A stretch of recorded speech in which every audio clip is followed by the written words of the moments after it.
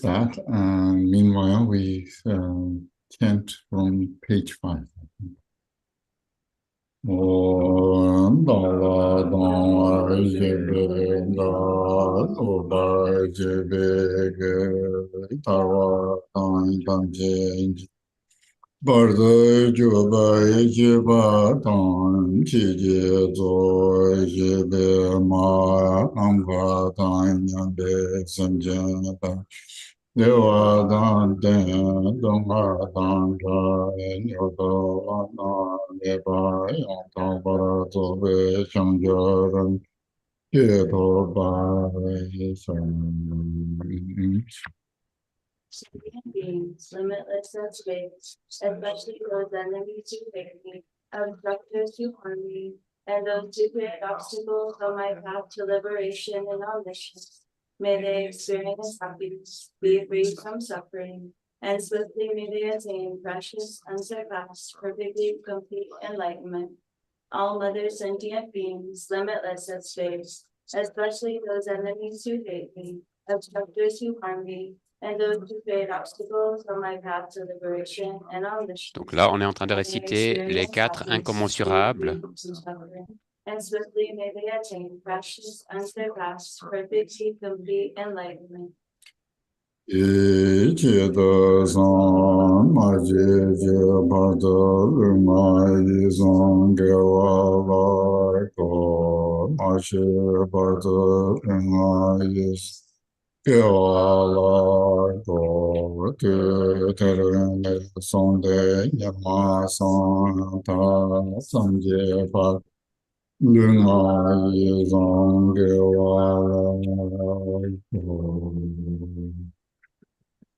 Till I attain Buddhahood, I will apply my body, speech, and mind to virtue.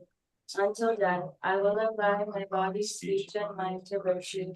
From today until this time to come, I will apply my body, speech, and mind to virtue.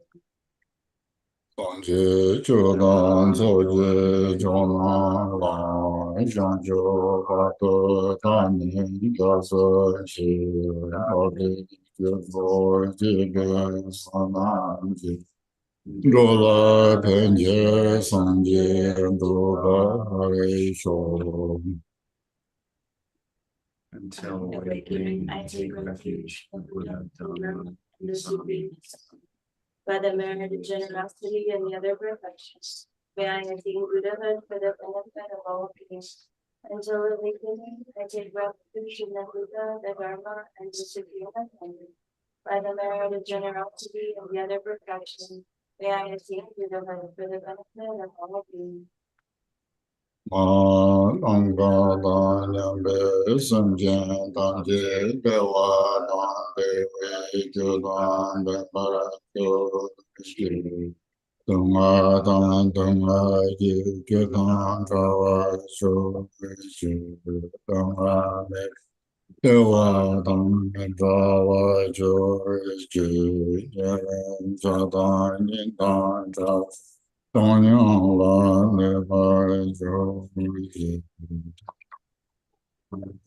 Beings limitless space, happiness with the bosses of happiness.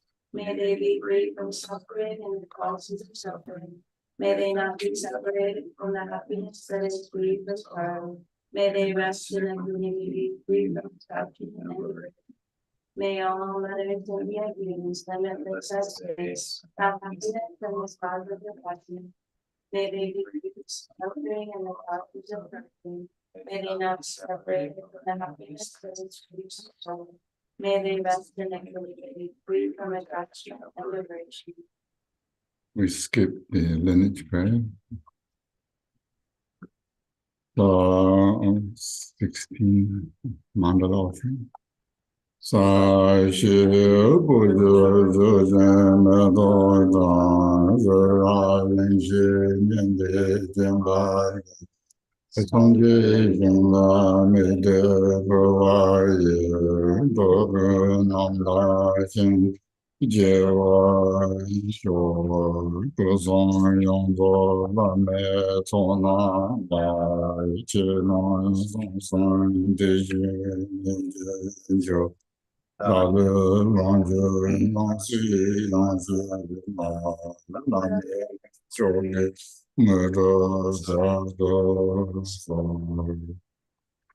is sprinkled with scented water and strewn with flowers. It is adorned with Meru, the four continents, the sun, and the moon. I visualize and offer these as Buddha fields. May all sentient beings be born in the clear lands. I offer to gurus of the three kayas complete, outer, inner, secret, and suchness offerings, taking my body, wealth, and all that there may be. I pray, please grant the unsurpassed supreme city.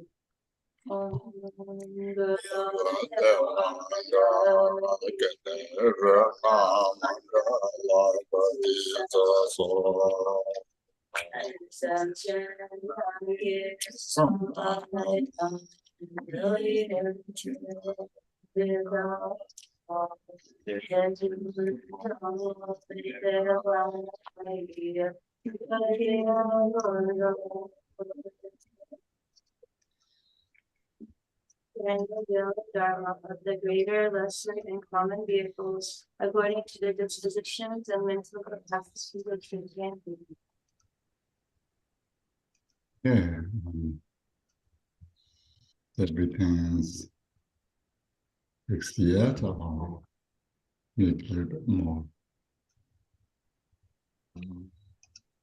It's going. I just think the translation room isn't available yet. Okay, It's on now. Okay. Sorry. Anyway, thank you so much for everyone, especially Elizabeth here, inviting me to share such nice texts with you, and especially here, our Dugam tradition, and also Nyuma, you can see we have mixed nice center here, and this is also due to my good friend Rinpoche's also vision here that we are establishing a center here, and of course every effort and hard work of Elizabeth here, and both Dropon Buche and Elizabeth kindly invite me here, so then we discuss what should I talk about or give a teach on, and some good auspicious rise, and Jay, he wanted to learn the 6 line of Cuckoo of awareness, or Rigpa, and in Tibetan it's called Rigpa Kuyuk. The Rigpa awareness Kuyuk is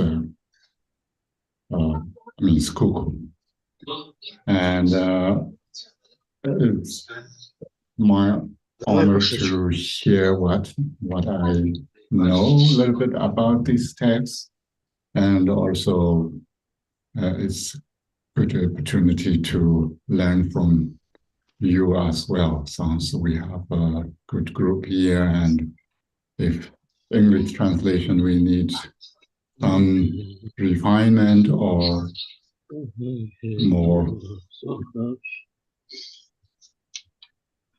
that I may want to kind of point out some Tibetan grammatical particles that may have read a little bit differently, so we can ask David to clarify or to make understand better on that. And of course, these texts is very well known, and there's a lot of translations going on, and also a lot of English translations. Different versions are available there. Maybe one of my friend gems compiled together, but I didn't share not yet because I don't know how much online people, and here you have a gadget or something to look at because it's in Excel file, so it's maybe we could print out for people here in a later to see how much we can get out of there. There's great people involved these translations. Of course, individuals, Namkhanur Rinpoche, and some Tenkarmi, those are Tibetans, and then, of course, other English speaker translators also involved. There's 7 or 8 versions of it. So now what we are going to use is mainly these texts. And this is more academically kind of done or translated by the translator. So we see the Karen Lindenberg, his translation, and also we could look if you have already have other versions, so you can check. But mainly, first we look at this her translation and go through it, and I share with you the Excel document, and then you can look at it, and then we can refine further if necessary. So that is what I know is we have mainly 2 mornings for these texts, or more than that. I'm not sure. Now I'm kind of forget the schedule, but more or less we have enough time to go through 6 lines. Yeah, it's baby step, but still, in the end, we can say we did it 6 lines. Yeah. So that's good news. And so I also like to say thank you. Now I don't see. I should maybe bring my laptop to see people's face online, but 65, 66 right now. oh, I'm now a little bit worried that maybe people could, I say, not correctly things, and then later I got in the trouble. Could be, but either way, thank you so much, online people joining from wherever you are zooming from. So some people may know me, or some people may not. Don't know me, but it doesn't really matter. We are going through 6 lines that in Tibetan 6 line. So somehow, wonderfully, English also put 6 line. So that shows we are not lying. 6 lines are there. And usually I chant my lineage prayer. So if you don't mind, I will chant that, and then we go through the text. And of course, we just chant the refuge prayer and bodhicitta. So these 2 are very important in any practice or getting teaching or any kind of involved with Dharma activities. So we already did that. I'm assuming that everyone checked their motivation and if need to make corrections and your motivation, maybe that's a good time to do it while I am chanting my lineage prayer. Go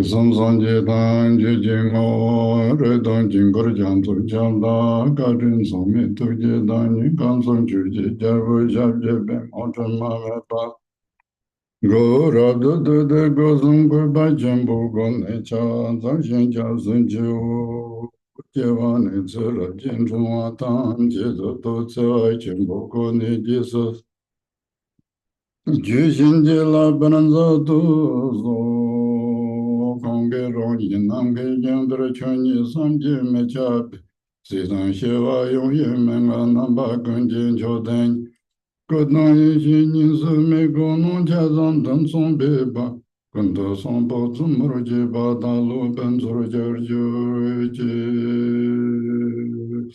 Conge Jarzon Tavi Mengon Gazan Ben Don Rajin, Vincent Vese, Central Zarvin Kumeki Desert. To Gindama Gune Jurenji Dazan Jin Konjabe, Tom Pe Magar Hodaren Dalo and Zoro. Borjan Zona Peme Dombo Zer Jervin and Ronyo Senzo Beye Denzo Ambave Bema Juni Dalo Banzo Ronyo Jenny Tungu Shijin Zibi Jenzi Diko Ragon Rogan Samo Membazan Zelo Rukun Denyen de Ju Konoy Shijaba Me Konchuyen Kalanzava Jambarashana Gurniga Zoge Inju Yinjo de Magar Bonzan Beja Leson was a donkey chawat Gamer Lodron Jodro Yonjin Agi Bamu Dai Jon Conra Togar Jin Bungoro Yodan Gunjanga Jizart Nimba Tonsa Bebe Nanjarwa Chime Zera Shabji Dai Jon Shia Gonzen Rola Jizera Chime Zera Yungcho Todera Rosa Lonchen Namge Nanjaro Jimmy Limbi Shala Savande Chedra Jarvize Poshila Nandra Chobe Wancho Shawar Song Pancho Danga Rondo Jimmy Chuji Wambro Kuchanza Riton Jambarishani Shalale Gombe Longle Bobe Tenzo Londo Chenze Janzo Nadanjo Mepam Jamyon Nanjala Kuchanza Yodan Sanji Gandan Yamnayon Kati Sanji Gunle Dobengon Zavila Natala Sorwa Taksondro elo na chula jo nelo tu baje vare shinji.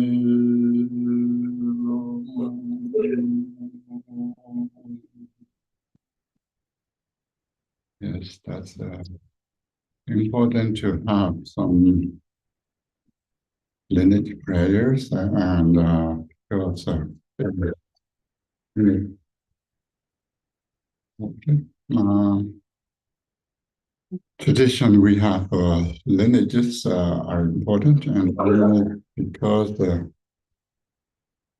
when we in Tibet we call three roots. The roots of blessing is guru or lama or lineage, and the roots of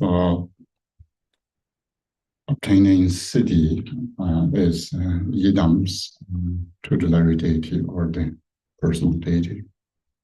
And the root of removing obstacles is kodakini practice or sadhana or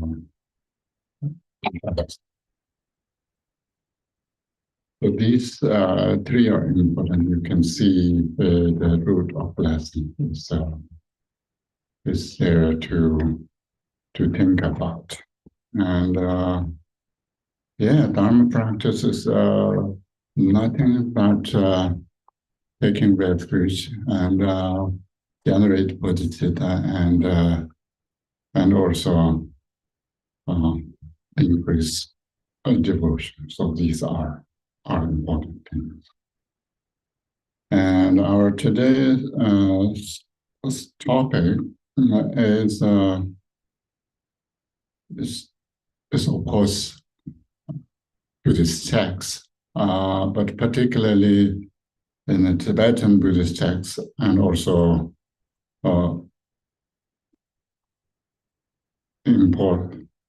very important, the Dzogchen, what we call the Great Perfection text. Why it's English maybe works well in the Dzogpa Khenpo. So do you need to move a little bit here or there? You? Yes, good. Son? Okay. And it's very important to think about why we call great perfection. Why it is great? What is perfection? The Tibetan, we have Dzogpa and Khenpo. Dzog means perfected or perfection, which means it's already perfected. So there's nothing we can do or we need to do.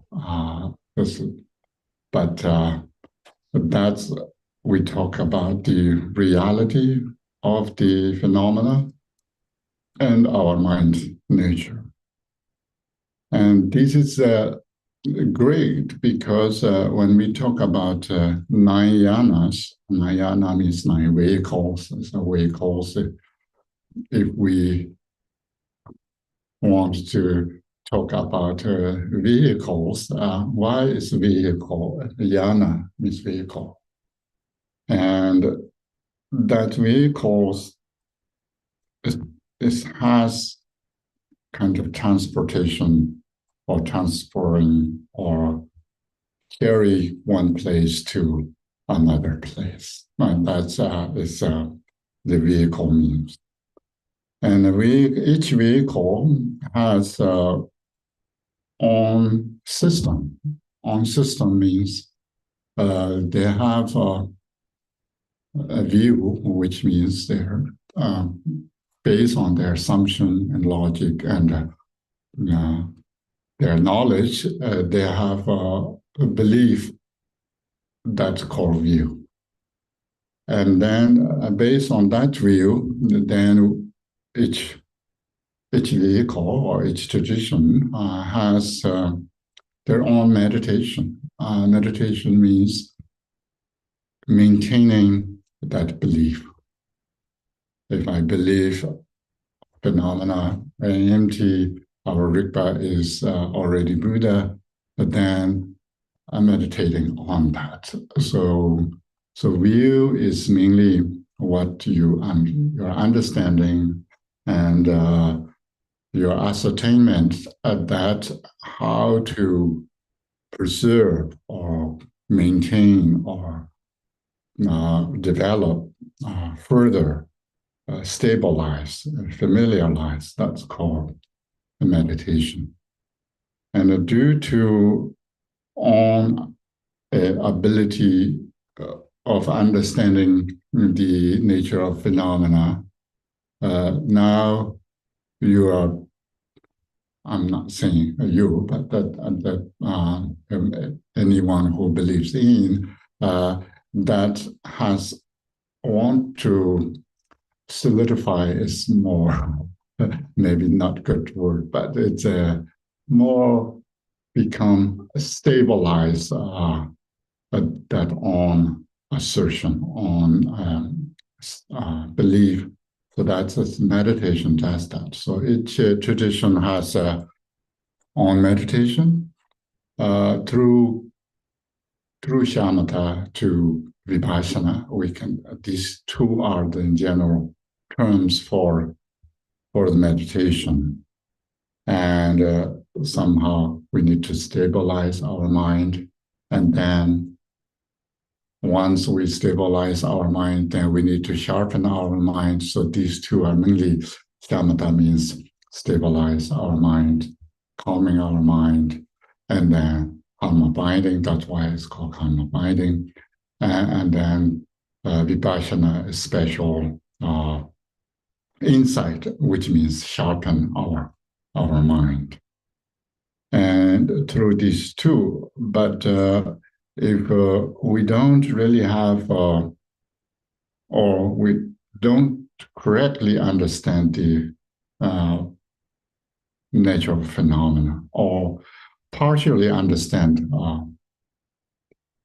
the nature of phenomena, so that makes there's nine yanas are quite different from Hinayadan point of view or Theravada point of view, all the way to a Dzogchen view is quite different. So based on our belief and our view, the meditation follows that, and meditation nourishes or take care of our view.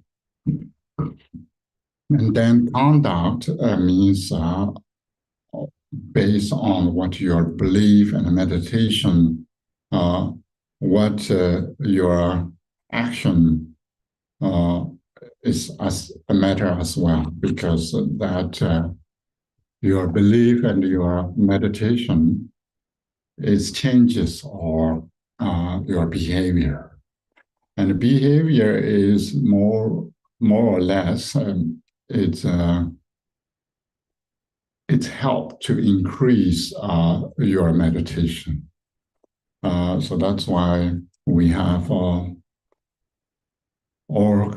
kind of conducts that we can do. In Sutrayanas, with 6 paramitas, and there's involved meditation and the view meditation conduct, but mainly the conduct part is generosity, discipline, and whether we call moral ethics and so forth. These are more what you can do. And then when it comes to Tantra, it's changed a little bit because due to the assumption or the belief or the understanding of phenomena's nature. The phenomena's nature is whether early understanding of the something needs to be abandoned and something needs to be adopted. So these two poles of the abandonment and adoption, these two are sometimes it's further kind of conflicts on our mind or our mind nature. So this comes to Tantra and especially comes to Dzogchen, and then conducts are much more neutral rather than it's something must be banned and something must be adopted. So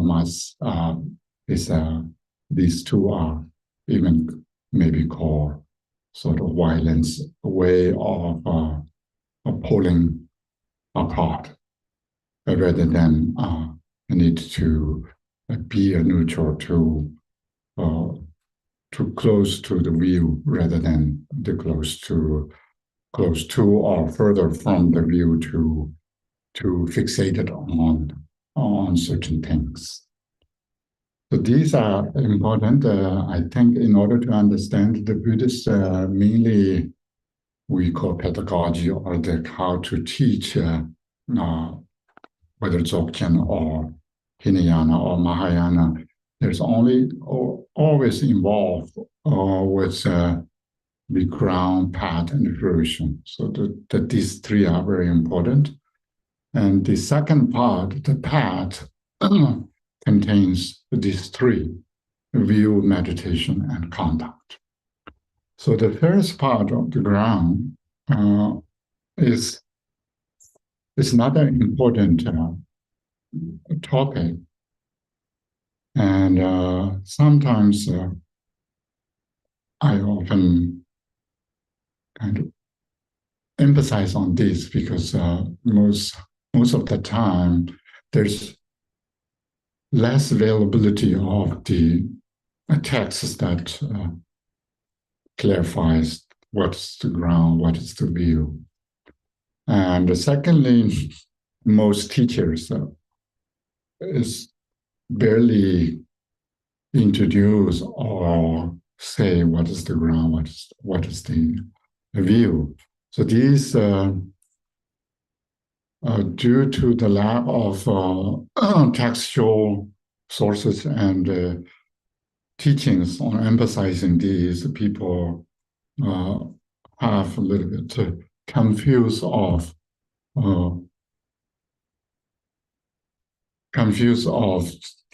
these two. So maybe since these 6 lines have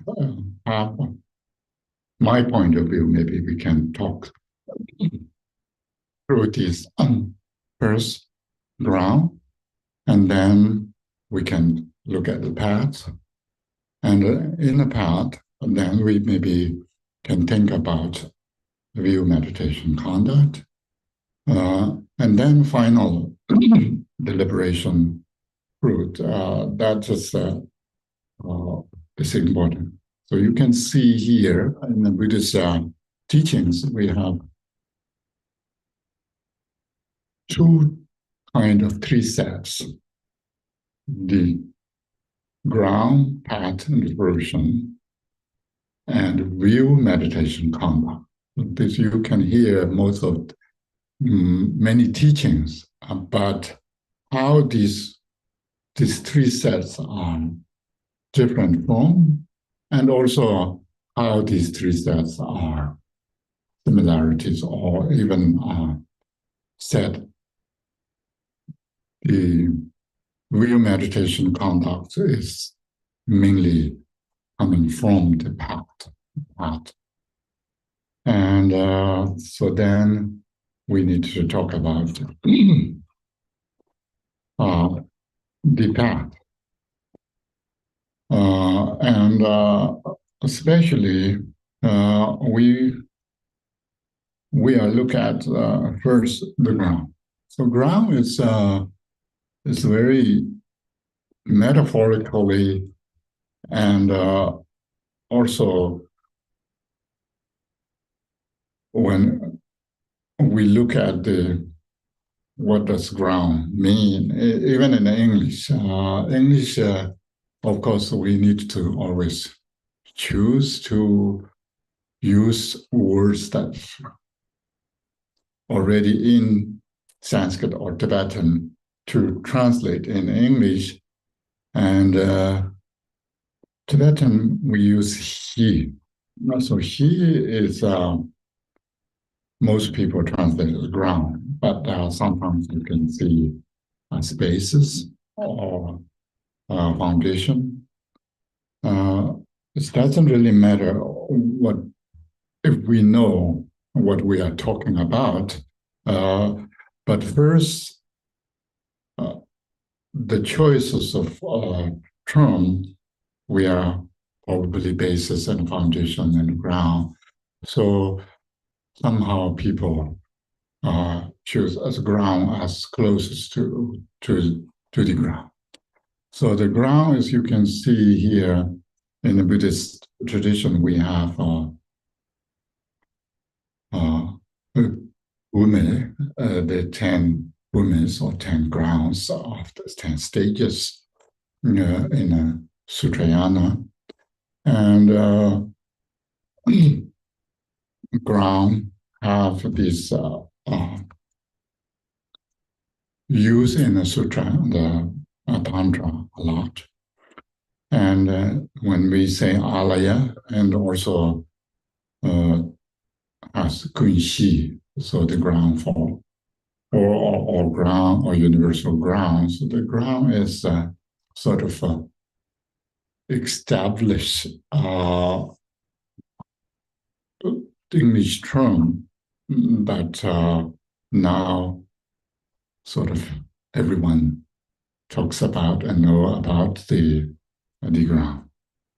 The ground itself, the metaphorically, it has a meaning of the most stable things we can think about in our maybe globe or earth, or something that trees, mountains, maybe oceans, rivers could be less stable than the ground itself. So I think in English, what we call unshakable ground. This ground is very solid foundation that is kind of metaphor, but it's also so how these terms coming from. And particularly comes to Dzogchen or the Greek perfection. The ground is very, very Dzogchen ground is the Dzogchen philosophical ground. So it's when we say the ground path fruition, then ground is to be known. The ground is object, is to be known. It's a knowable thing that we need to know. And paths need to be traversed. So the paths we need to deal with and we need to traverse. And then the fruition we need to attain. So that ground is we need to know that part. And the ground is, when we talk about the ground, then it's knowable that to be known, to be understood, to be realized, which means something that reality never changed.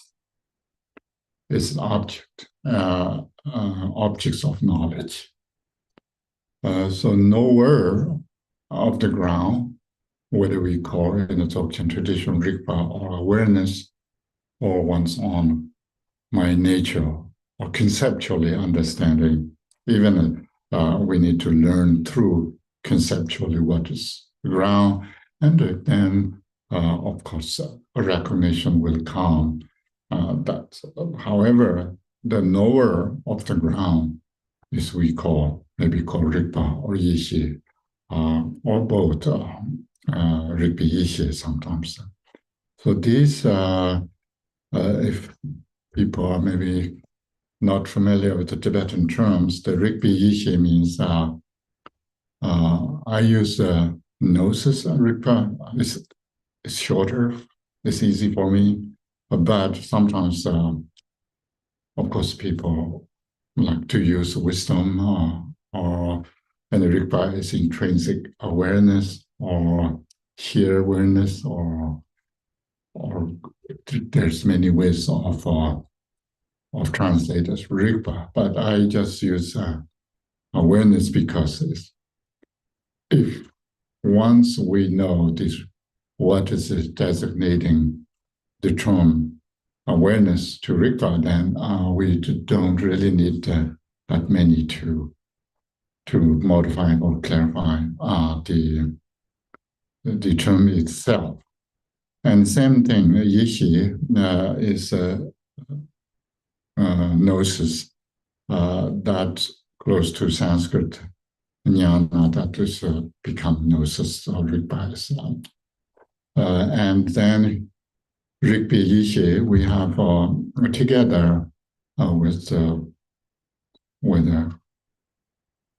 awareness gnosis or gnosis awareness or awareness of gnosis or gnosis of awareness. So either way, so it works well. But comes to people also discuss with, and also people ask what's different between awareness and gnosis or Rigpa and Yeshi. So the Shira in sutras, we use Panchaparamitas, use Shira, but that's another wisdom knowledge. Less come in a Dzogchen tradition. And these two terms more often arise, the Rigpa and the Yeshi, these two. And because I wanted to a little bit talks about the terms and the meaning, because this title is Rigpa Cuckoo. The Rigpa is mentioned here. It didn't say Yeshi Kuyuk. There's maybe a reason.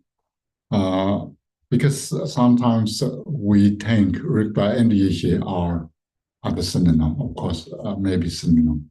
But there is some functionality is a little bit different. And subject-object also involve any teachings or practice. First, that we talk about the ground. The ground is in the Longchenpa's writings, so we see the basic space of phenomena that Chu Ying Zu. So the Chu Ying as Dharma Dhatu, which translated here is the basic space of phenomena, but it really means the Dharma Dhatu that is going back to Sanskrit. But then we somehow the Ying, of course, I like to translate Ying is expanse. So that's the suchness expanse is Chu Ying. Because Chu here, phenomena means Chu Nit, the suchness. So this suchness expanse is called ground. And that ground, the suchness expanse, that is the object of knowledge and to be known. We cannot change it. We cannot partialize it. We cannot promote, demote, or increase, decrease. So that is the nature, that is the reality, and that to be known. And then in a Dzogchen text, often use Yin and Rigpa, Yin Rig. So Yin is the object, and Rigpa is the subject. The Yin is to be known, and Rigpa is the knower of it.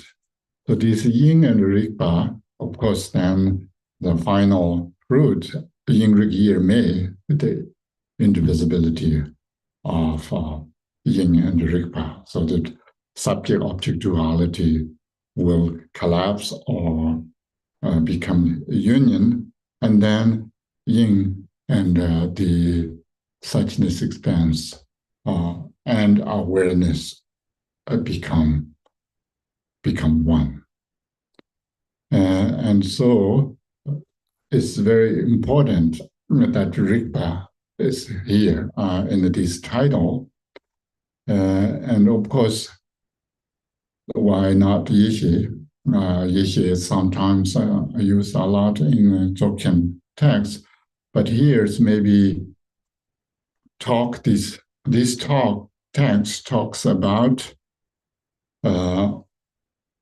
more close to the individual's awareness.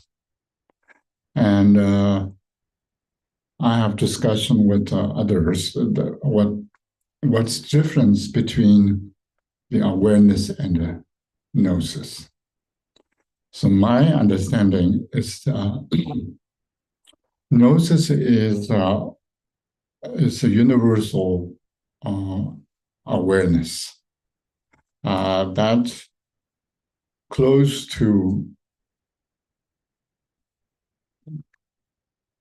of course, Rigpa's awareness is also none other than the reality, but Yeshi, so the Tibetan term Ye and Xie, Ye means primordially, Xie means knowing or wearing or understanding. And that's why sometimes people translate literal meaning primordial knowing, primordial knowing. So that is coming from there.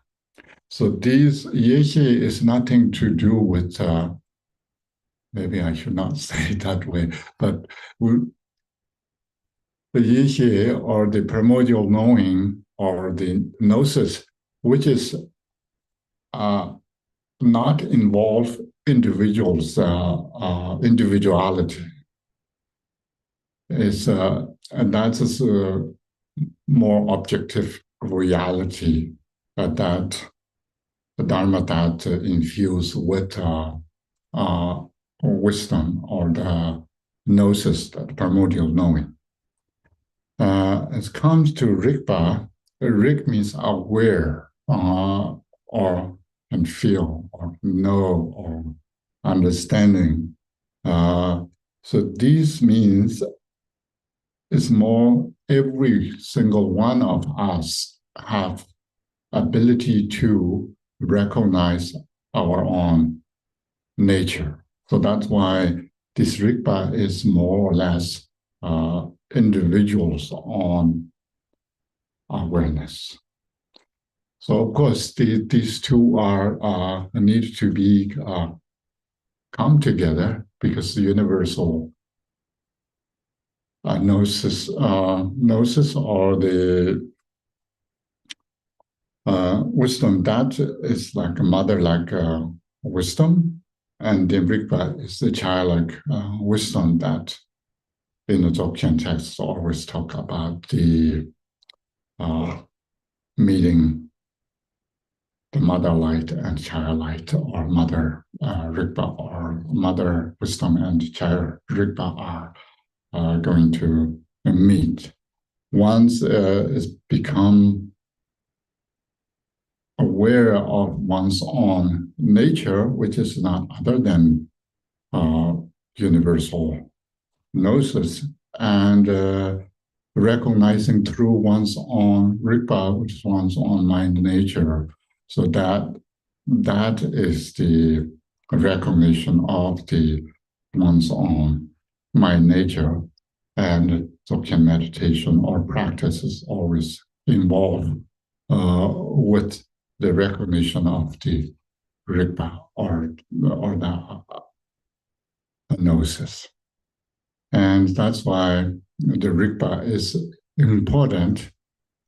Every one of us have this ability, or this quality. Our mind has quality of cognizing, and cognizing means aware something, where not only cognize object things, partiality things, but also it has cognizing of itself. And then sometimes we call wrong rig. Wrong means self, and rig means aware. So self-awareness that shows that this awareness is not hourly aware objects or no objects, but inwardly is also aware itself, or Rigpa itself. And from there, the recognition, then once the subject-object duality will collapse, because of the one's own awareness directly aware of one's own awareness. So that there no room for subject-object duality. And there's one's awareness aware, one's own awareness means there's no subject here and object there. It's become settled. Settled means it's joining to, or pouring water into water, or space open into space, or similarly. So these is mainly the practice, or whatever we call God, or deity, or Buddha, or one's own mind. So this joining of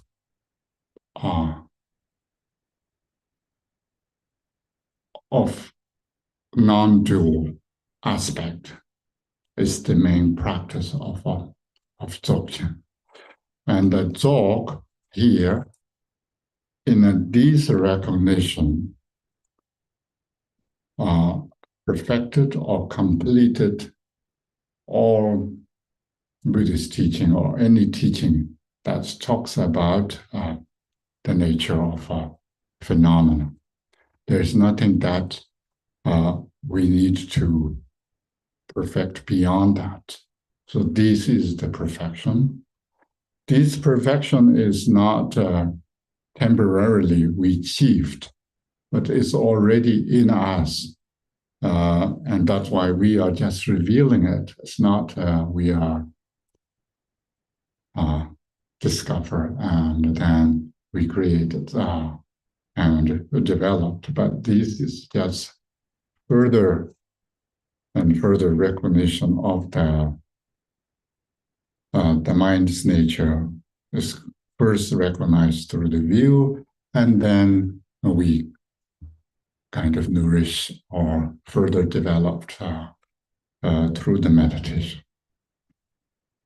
And now we have Cuckoo, and there's two terms there, the Rigpa, the awareness, and Cuckoo. The Tibetan comes, English and Tibetan's reverse way. So English read this way means Tibetan need to read that this way. So the Cuckoo here, Cuckoo, I think it's the same bird. I hope so. And in Florida, there's, I think if I'm not mistaken, there's a lot of these birds. Comes everywhere, and they nest with houses. They make nests and they make noise and so forth. But why in Tibet such bird? Some people annoyed with this bird. Sometimes they think this bird is a very mean bird and clever, but it's also a mean bird. But Tibet is somehow they like this bird. I remember when I grew up in my hometown, it's a very cold place, and then in the spring sometime, now I don't remember exactly the month, but then these birds will arrive.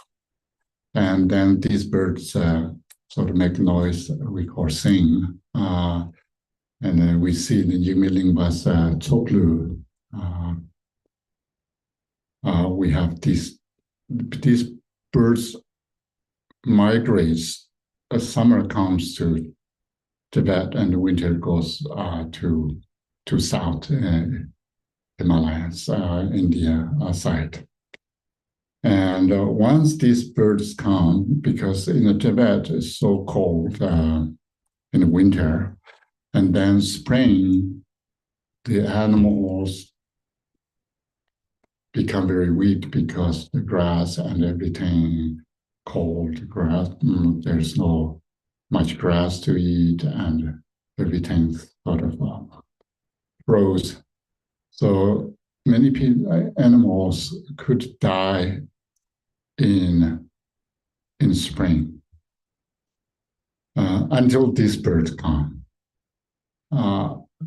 Not because these birds brings maybe spring, but these birds come when weather is warmer and there's a little bit of rain, then these birds come to make noise. So such joy, people and animal, when heard these birds sound. So that's why the title is very important. When you hear, or when this awareness is not arriving a new migrator, but now we are discovering our own awareness and such enjoyment, because that is everything what we have and what we need. So great perfection is nothing but our own awareness. And hearing this sometimes is such enjoyment of the practitioners when we think about ourselves as practitioners. And we know now we have everything, and we don't need to search qualities that externally and internally we are perfected. So hearing these is like hearing a cuckoo's sound or noise, and that makes such comfort and such enjoyment, and also sort of kind of blessing as well. So that's why we have this title. And anyone want to add anything on this title? Maybe James, I don't know. Doing some notes for you in the chat, keeping everyone Okay. connected. Good. So that is a title, more or less, and we can talk more about title if you want, but maybe due to our time, maybe we need to go a little bit further. And so very early on, the Dzogchen teachings, of course, coming from India, we have the Dzogchen lineage at that time. Whether we think about these three transmissions that the Dharmakaya, Samadapatra to Vajrasattva, or the five family Buddhas to the Nirmanakayas and so forth. So it's the transmission is there. And then we call the first human Dzogchen master is called Garab Dorje. And Garab Dorje Sanskrit is He Vajra, He Vajra, we know He Vajra Tantra. It has Pra, the glorious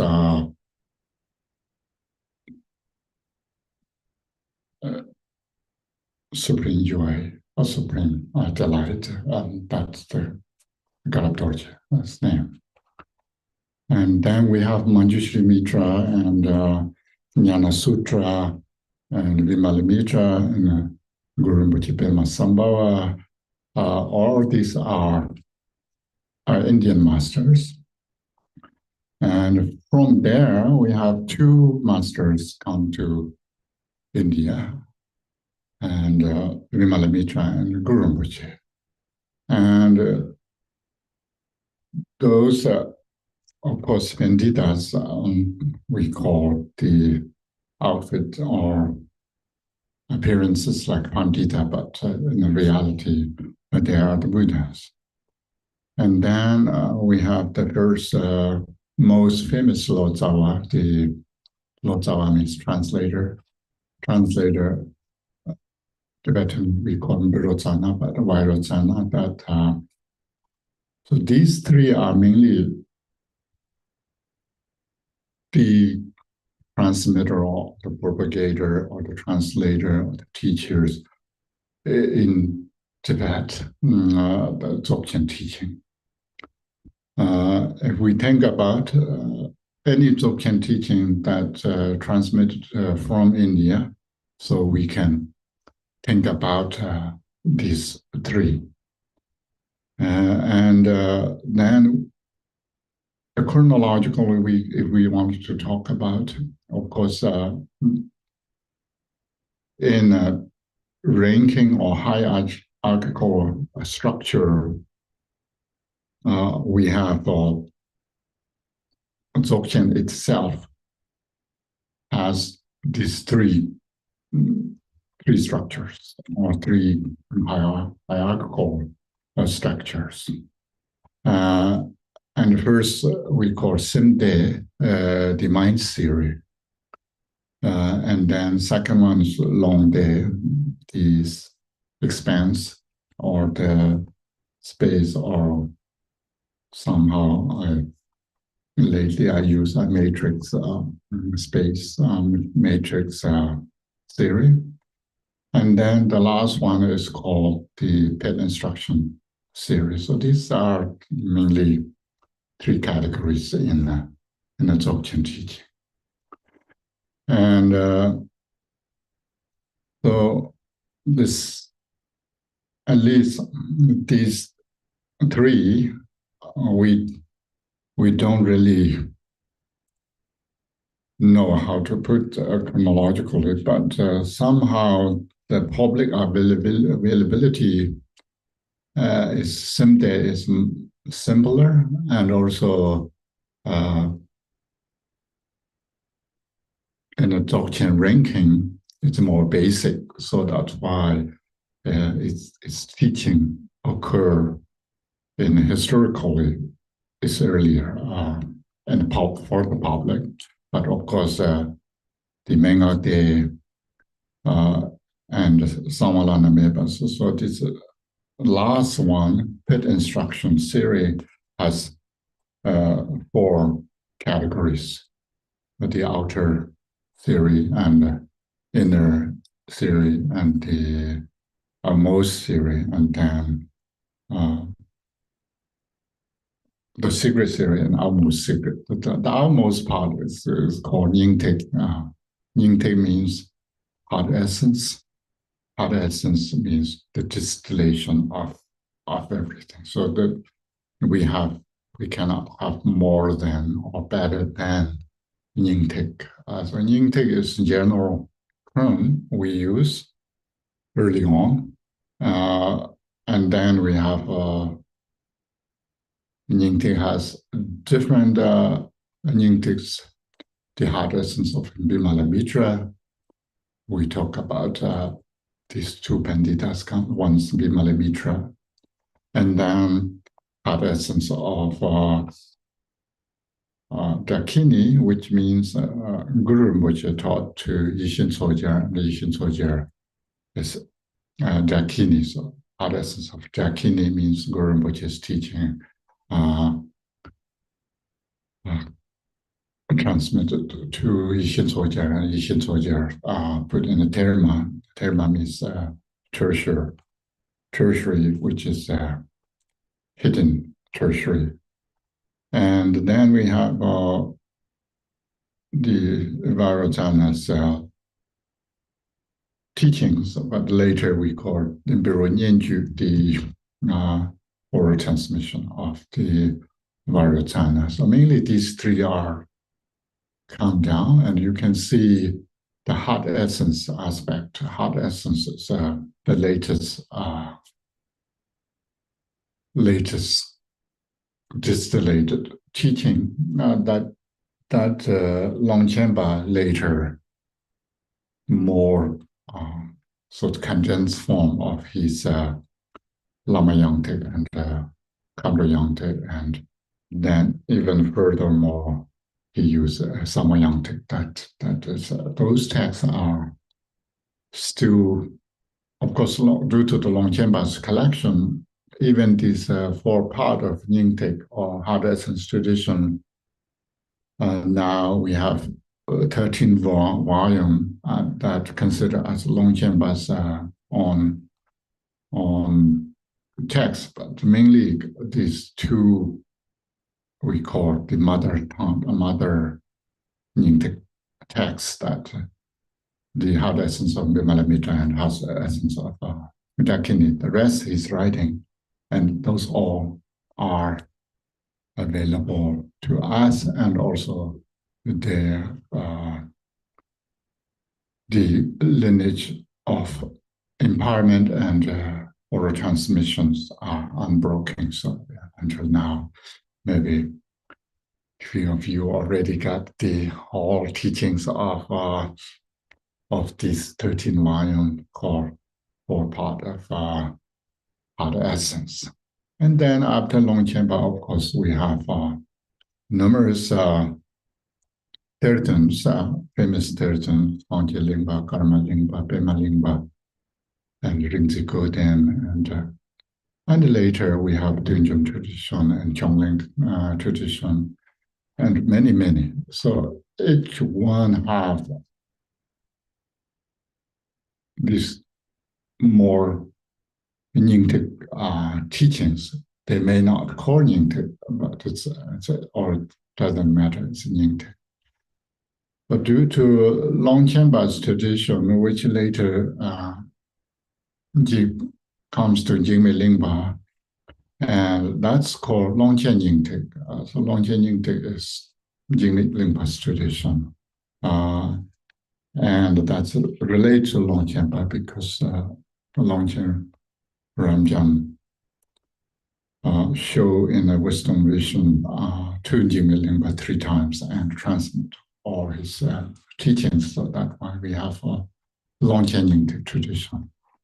So I don't want to talk too much about the Nyingtik stuff, but at least if you want to explore more Dzogchen, there's numerous texts that whole life you can spend on it, and there's great teachings in the past and future, of course, but presently going on.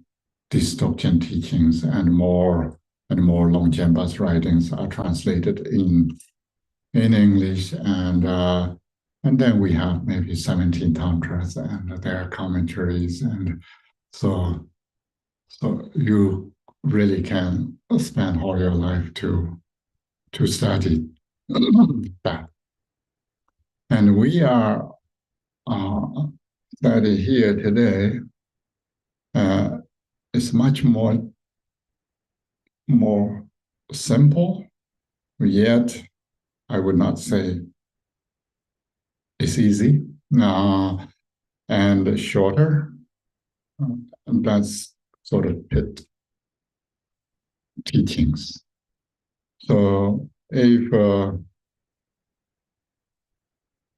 I think this is an important text, and also it's important to know these texts because how really Dzogchen teachings that are not necessarily commentaries, few volumes to bury out the core teachings and then go through many layers of teaching. Sometimes it's good to have expansion, but sometimes it's good to focus on few lines to get the core teachings of Dzogchen.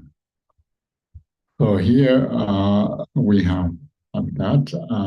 I may not go through that much on commentary as well, but we, of course, sometimes probably my English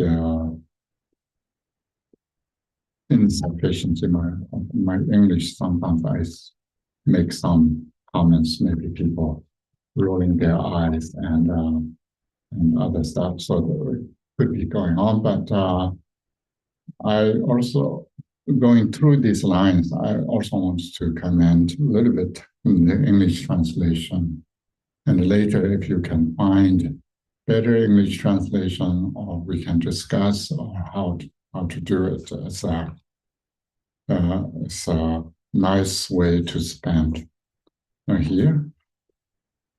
And the page 1, the cover page is just title, and then who translate those. Then at the second page, we don't have number, but second page here, her translation as the Cuckoo of Awareness. We went through that. Swate is just auspicious term in the Sanskrit, salutation or swate. And then Baljit Bao in Tibetan. You also have phonetic here, so you can see. And this Bao is in this Sanskrit Shri. We have Shri, the glorious. That's the bar.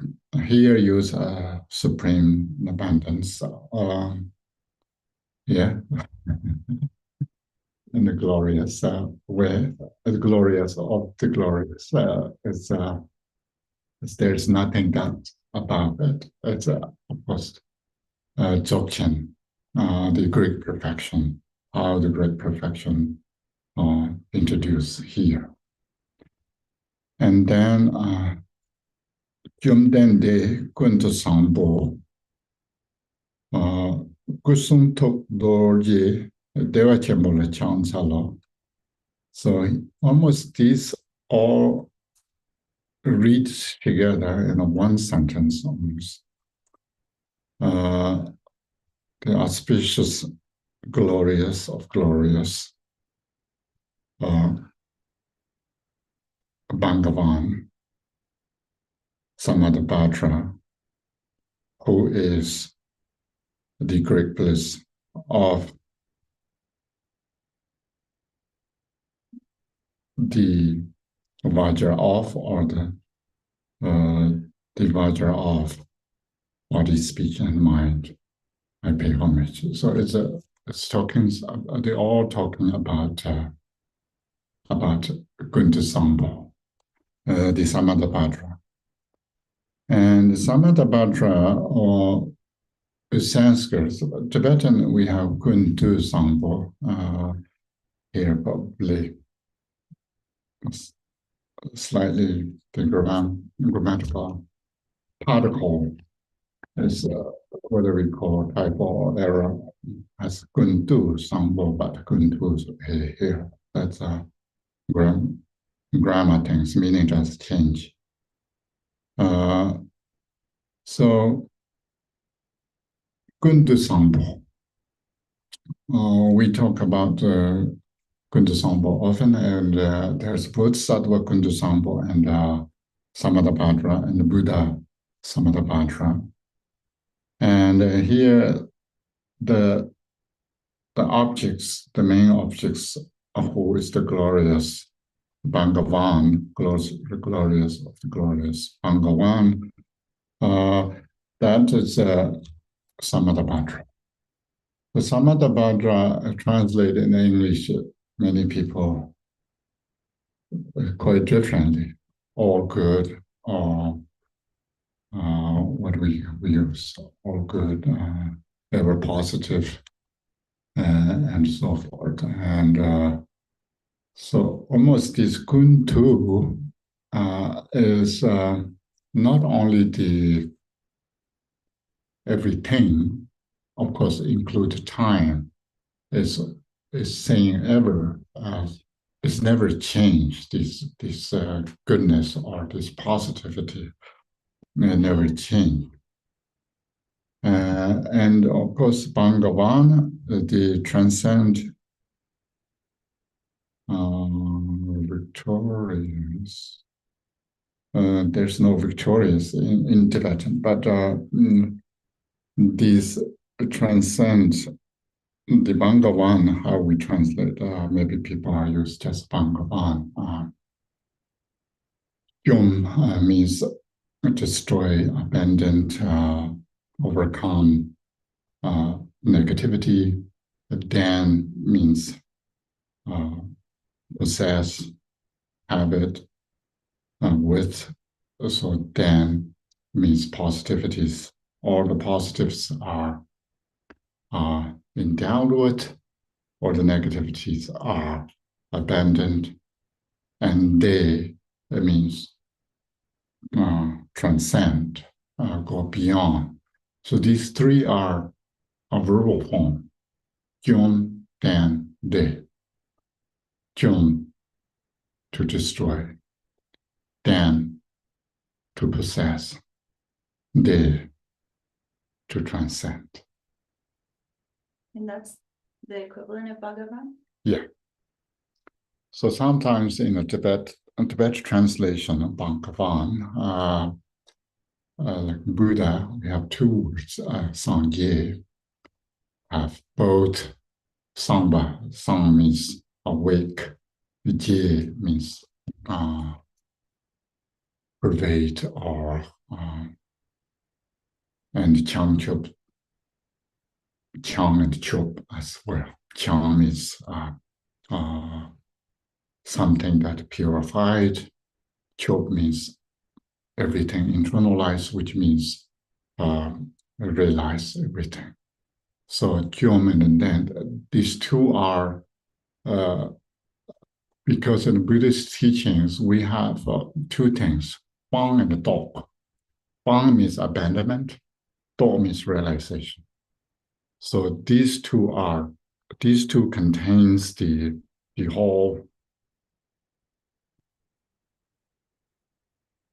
Buddhahood. What Buddha or the individuals did was all the negativities are destroyed or abandoned or discarded, and all the positivities are embraced or have it or obtained. And then here we have De. De is most often used as a beyond, transcend samsara and nirvana both. It's not just transcend samsara and sara, but also nirvana. And this, then we have Kundu Sambo. Kundu Sambo is often in Nyingma tradition, we have the first Buddha because that's why we talk about the ground. Ground is before samsara and nirvana. There's no samsara and nirvana. There's no time. And then the sentient beings are confused in the samsara, and Kundu Sambo become a Buddha awake. So that's why Kundu Sambo is never changed. Sentient beings may change. Yeah, we were in the ground or on the ground or as a ground, and then we change as a sentient being. But Kundu Sambo recognized on Rigpa and never changed since. And this particular is a tantric term, Kusung Tok Dorji, the body, speech, mind, the Vajra of body, speech, and mind. So this means awakening body, speech, and mind, which is Dewa Khenpo, the Greek bliss, all these tantric term in its origin, and pay homage to the glorious Kundu Sambo, and who is the greatest bliss and the Vajra of Ku Sung Tok, the awakening body, speech, and mind. So here we have Kundu Sambo. Most Dzogchen teachings have Kundu Sambo and also Vajradhara, and also we have Dorje Simba, the Vajrasattva. So these three are interchangeably used sometimes, but sometimes Kundu Sambo is emphasized in the Dzogchen teachings. And it doesn't really matter. Rinpoche often talks about the Kundu Sambo and the Vajradhara are the Kundu Sambo is more Nirmanakaya form. There's no juries or attributes much, but Vajradhara has a Sambhogakaya form. So these two are really not that different. And Vajradhara is also, in a Sarma tradition, we call the sixth Buddha. Yeah. Why we call sixth Buddha? Because we have 5 family Buddha, and Vajradhara is taught that sixth Buddha family. So Kuntu is the first Buddha, and Vajradhara is the sixth. Also, which meaning is the same thing here. And that is pay homage is often used any Buddhist teachings or compile a text. So first pay homage to whatever relevant deity do. So this is great perfection teaching, and Samadhi is chosen for the deity here. And now we are in the first line. There's only 6 lines. So here, what it says, 拿错让心没你讲，恰心你的主动车. Maybe I read the 6 line together. It's more relevant. And then we can go through one by one. 习心把习没多讲，number 9是滚度上，心被作为内帮的，对人也被下回应。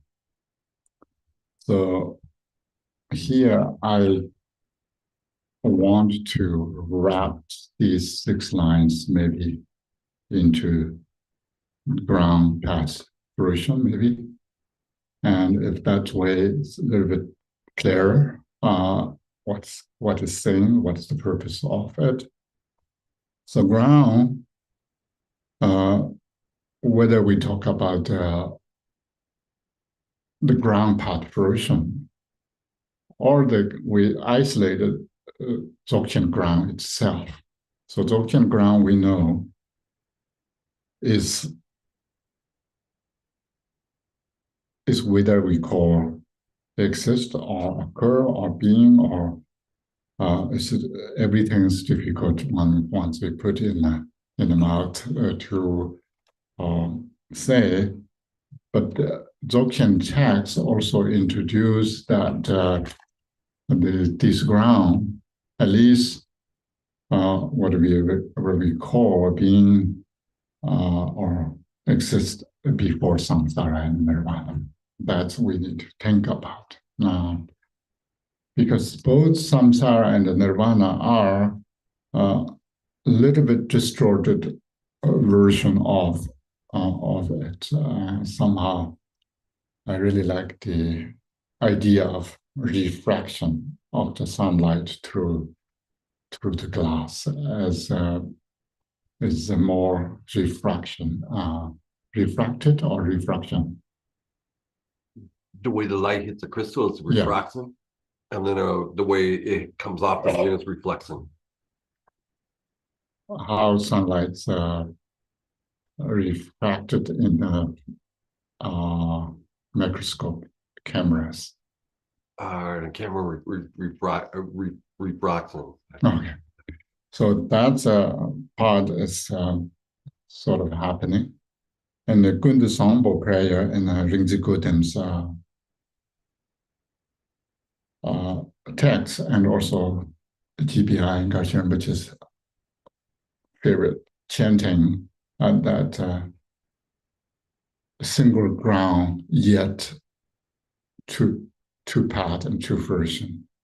So single path is we need to think about as a primordial ground that is occur before samsara and nirvana. And then, of course, when we talk about the ground path version, it's clear that there's single ground, yes, 2 paths. So 2 paths are one's nirvanic path, one's samsaric path. So these 2 occur after the ground. So here ground is a single ground, which is is reality that we need to think about. That's reality. So this reality in a basic space of phenomena text, Longchenpa almost repeatedly talks about what this reality is. And that's just important to understand. And here then we have two paths. Two paths further refracted, and samsara we have 6 realms due to the 6 either we call 6 poisons or 6 thinkings. And in the Nirvanic way, we also have 5 family Buddha to become 180 Buddha. So it's both somehow multiply and go kind of further. It's almost like, according to science, after Big Bang, universe is expanding. So it's a kind of projecting outwardly. So here then we have various things somehow. And here she translates intrinsic nature of variety.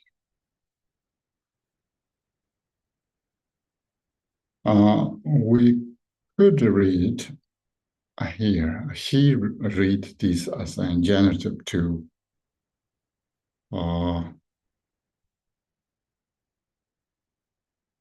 make. Here, since almost each line has this said or present in 2 sides. So almost each center of line has these disjunctive particles. Everyone knows disjunctive in my English. Disjunctive means it appears a variety, but its nature is, their nature is the same kind. So these texts has kind of poetically or philosophically have these disjunctive particles either literally mentioned in here or not, but it's implied. Once we inserted that, then it's more so beautiful, fully done. So what happening here and what happening there. So it's both whether we call samsara and nirvana or ultimate reality or conventional reality. So these seemingly contradict each other, but in reality, does not. So it's the dichotomy or the paradoxical nature of this writing. We read in that way, it has own way of beauty. And sometimes even line by line also have this further paradoxical explanations in these lines. So that's just one of Dzogchen way of writing. You can see basic space of phenomena has a lot of these in the Longchenpa's writings. It appears, but while it's appearing, there's no appearance. It occurs, but while it's occurring, there's no occurrence. So it seems to occur, but the reality function is not there, because while we are seeing butter lamps burning, there's not burning is going on, because that doesn't make logically sense there.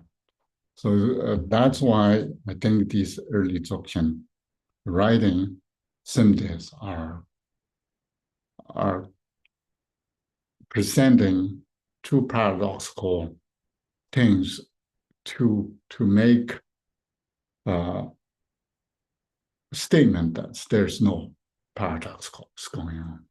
Sometimes I say these things, but paradoxical is only occur in our brain.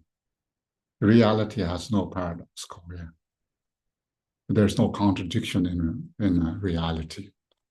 So contradiction is how we approach. That's what we call paradoxical or contradictory. But reality has no contradictory. So here, what he translates, the intrinsic nature of the variety, because intrinsic is either we need to really put there or not, that's up to us. What we can do here is more the first variety is read separately to see. Things are variety. Things seems to be variety, but their nature is non-dual. So you can see there is already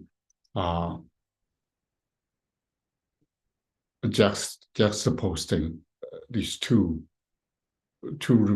reality or two ultimate level and conventional level to make paradoxical. But at the same time, it's saying there's no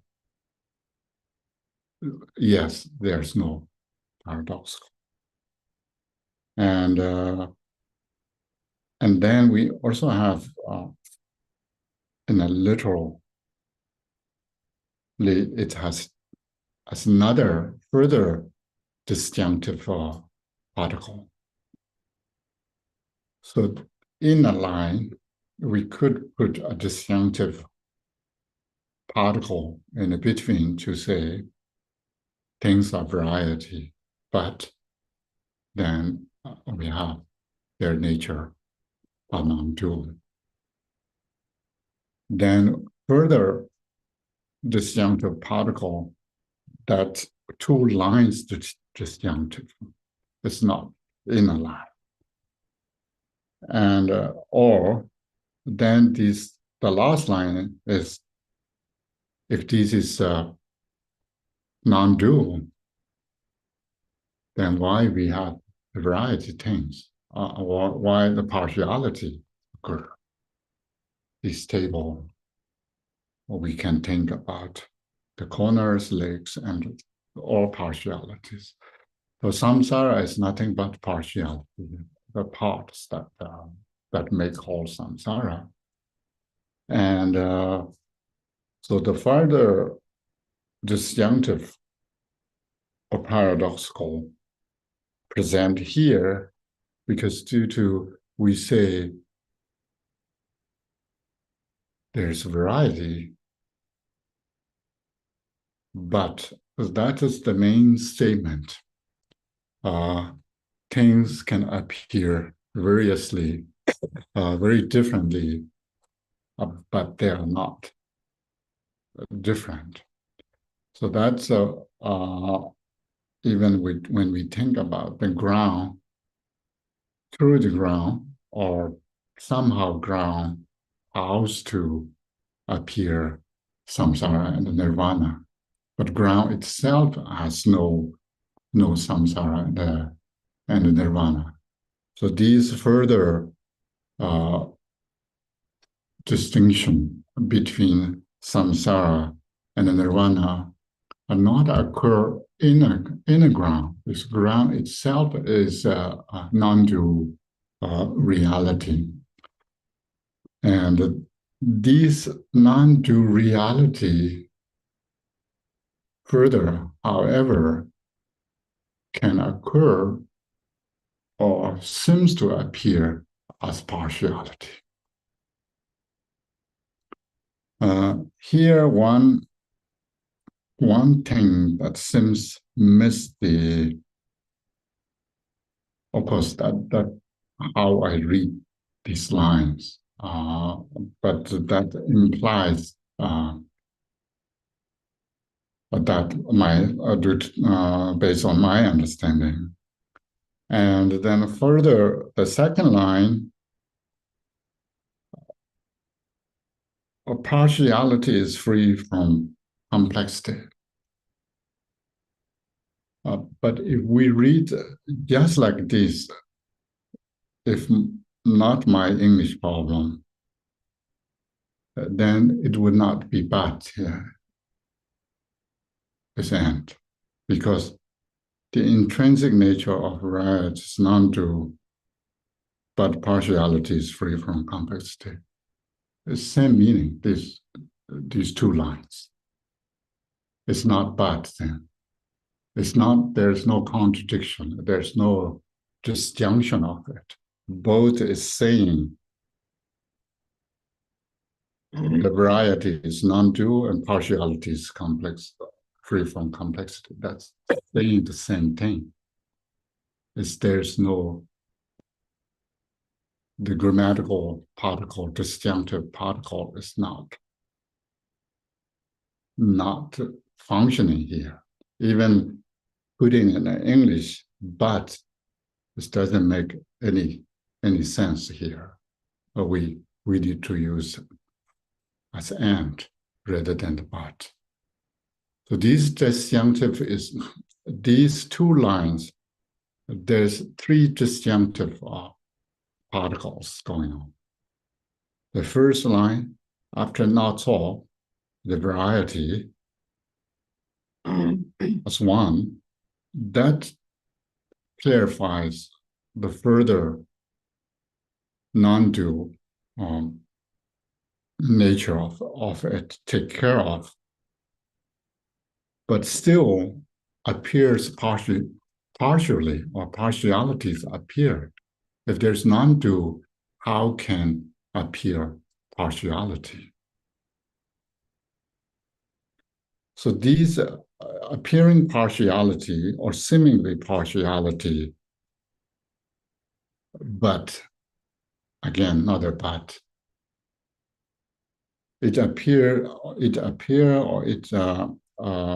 Partialities appear, but it's free from complexity. So there's three disjunctive particles to move forward to saying a little bit differently, and disjunctive particles making sense in that way, and that's kind of beautiful way of introducing. If we just read what he provides here as English translation, even in English doesn't make sense to say but in here. So that's the first line, and second line, maybe that shows the ground. It's the source of everything. It can appear multiple way, various way, and but still, its nature never changed. So that is the sometimes we call ground and ground presencing. Is ground somehow the ground, everything rising from ground is something occur, and then of course we use different terms that the dynamism of awareness or display of awareness or the expression of awareness. So these further or step by step how appearance and samsara and nirvana project from the Rigpa is occurring from there. Maybe that is important to think about. That's called ground. Maybe something happened from ground, whether that is due to the dynamism of or expression of or display of Rigpa, but still something occur. And that is an important part of the understanding of whatever occurs. It's not really occurring anything. It's like a dream.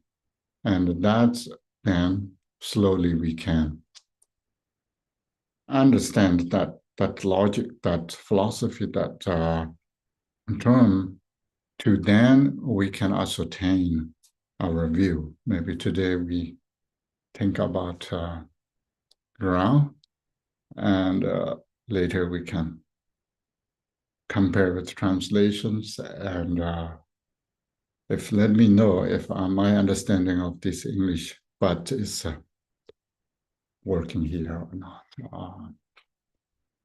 A few questions that would be fine.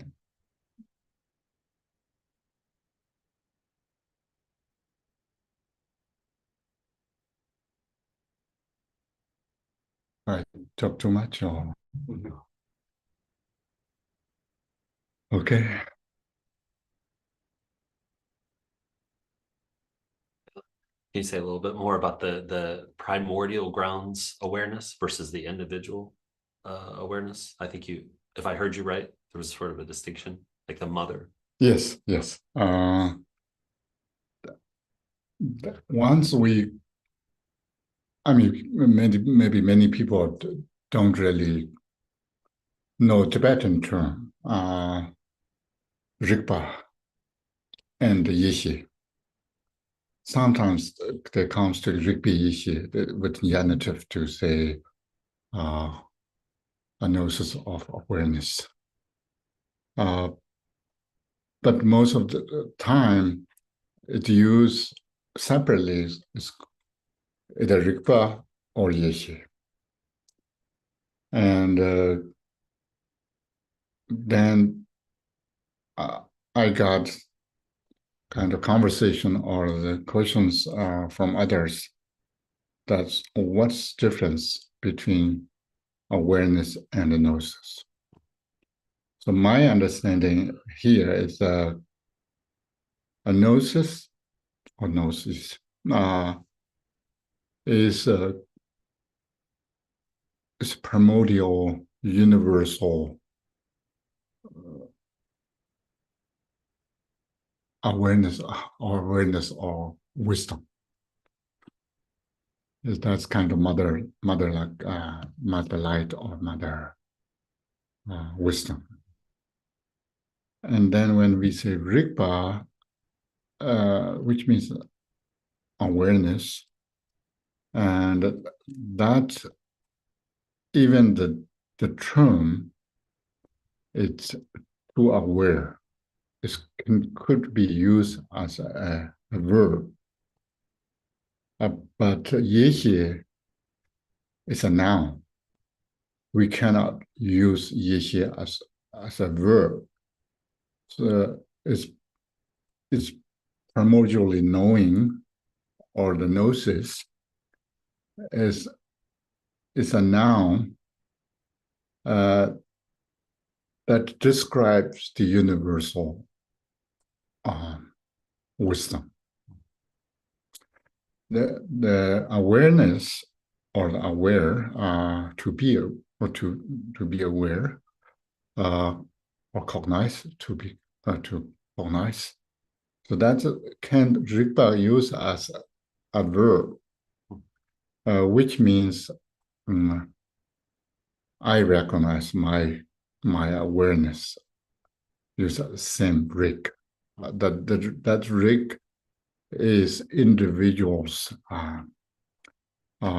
cognitive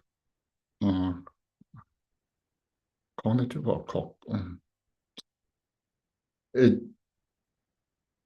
individual's awareness that is a knower. Also, Rigpa is a verb to know.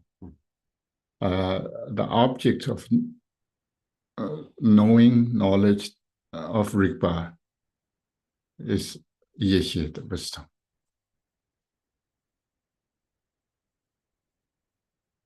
More confused? Thank you. Could you say it's kind of like maybe differentiating the basis and the universal gnosis, kind of like the ocean, but there isn't really an ocean. There's just many drops of water. And so together it makes the ocean. So there isn't like a Brahma. The basis, the universal gnosis isn't like a basis of the idea in science, like consciousness is a field that we just have a particular vantage point from. Like, but the basis is what we know for ourselves. But there is that along the lines of like, how do you differentiate the idea of a universal gnosis from like a Brahma?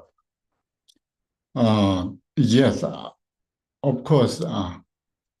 We cannot really separate it because if there's no individual awarenesses, then universal gnosis would not be there. However, this one is noun and one is can treat as a verb is important because we cannot really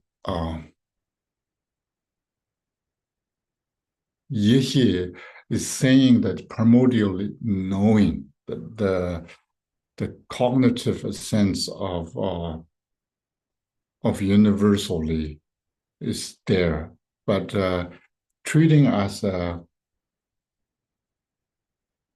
individuality to universal thing is also sort of further concept, because if there's not universal things, then cannot have individual things. So these two connected idea is because if there's no individual cows, then there would not have a cow in general.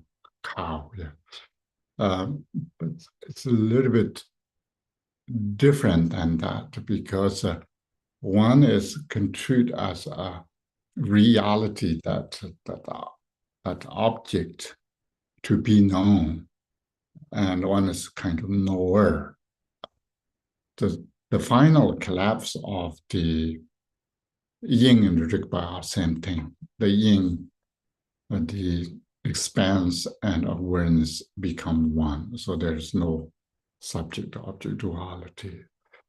But it's a little bit too much. Of course, we emphasizing on the terms. We are talking about Dzogchen terms rather than actual the wisdom and individual's wisdom and external or not external, the universal gnosis would not be the different. That all contradiction and differentiation are only occur as long as we have concept. But if there is no concept, then there would not have individual Rigpas or universal gnosis as in a subject-object a dualistic way. It's not an answer, but it's just I get it. Student is saying, is samsara mind a display of Rigpa? One student is asking, display. is samsara mind a display of Rigpa? Yes, that either we call display of Rigpa or display of the ground. Doesn't matter. It is much different. The display means sometimes I know in the West, people put a lot of value on the display of Rigpa. It doesn't mean much because it mainly means display of Rigpa means there's nothing. It's like dream. Because I want to say display of Rigpa is easy, then it's saying that it's not bad things. Because in the sutras, we talk about samsara as it's very bad place. It's like fire pit or snake pit hole that if you fall down, then you're consumed by this. You're in a life. So it's because when we say display of Rigpa, it's much more gentle than samsara is created by anger and jealous and hatred and those things. It eats your core. It's Rigpa, okay, then not that bad, but not good either. So it's still occurring.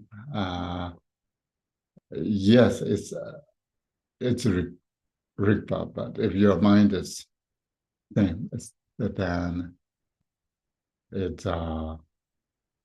not much. But I see in the West there's some sort of when we say display of Rigpa on now I'm good. So I'm happy. So I see things that's good. I hear things that's good. It's not really traditionally not introduced in a better way. It's saying it's better because samsara is not just anger, jealous, hatred, or these poisons create poisonous things. But rather, it's appearing like dream or rainbow. It's there, but it's not good or not bad. Yeah. Question? Yes. He says, Khenpo, do you have the transmission of Dorje Simpa Namkache, total space of Vajrasattva, that Garab Dorje was reciting continuously as a very young boy, all 55 verses? Of course. Why? I don't know. That's what you to request the loan, so I don't know. But you put question in big, he really wants to know. Yeah. Yeah, I have everything, but now we are in the 6th line. Dorje Chang, the 6th Buddha. Can you talk again about Dorje Chang and Kuntuzangpo? Yeah. Is Kuntuzangpo or Vajrasattva is like the middle of the mandala, and then all the wisdoms and Buddha families arise out of Kuntuzangpo. But Dorje Chang, 6th, what is he recombined or what? I don't understand. No, Dorjin Chong is 6th because all 5 directions and central positions are taken by 5 family Buddhas. So now he wants to become the best of the best. And then it's number 6, but number 1. We call 6, but it's number 1. Because number 1 is already taken, yeah. So 5 family Buddha means 1 to 5.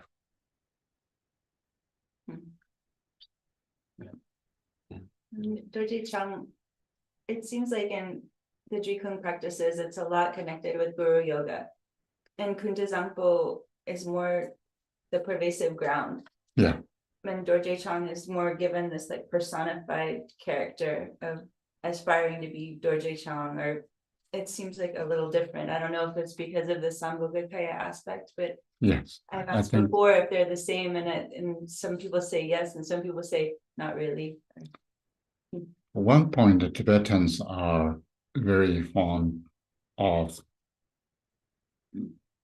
Sambhogakaya form is much more attractive than Nirmanakaya form. Not Nirmanakaya form, Dharmakaya form, which means Dharmakaya form. Even you see the most famous statue in Lhasa Chokang is called Chogyam Rinpoche, the Shakyamuni Buddha statue. Most earliest and most famous and most that statue stood as a Chogyam Rinpoche, so that's the main statue. And it comes, according to history, it comes for dowry for Song Tsengampo's wife, queen. But it's a Nirmanakaya form like Shakyamuni. But Tsongkhapa, he put it all the ornaments of the Sambhogakaya forms. There's a story that he doesn't like it. He did that and fall down the crowns and so forth, but then it nailed it. So so we have it. And this could be Dharma tradition Tenkaju na Geluping, because Dorjin Chang is, I don't know whether there's a form of Dorjin Chang that Dharmakaya form or not, but Dorjin Chang always appears as a Sambhogakaya form. And of course, that is the best of the best, even the top of the five family Buddha. And that's why Nakajupas and others, you're treating your guru as best form as possible. So Vajradhara is coming from there. So Kundu Sangpo is a little bit different because Nyingmaba still want to talk about the cosmology and how Buddhas appear. What would that be before samsara and nirvana not yet occur?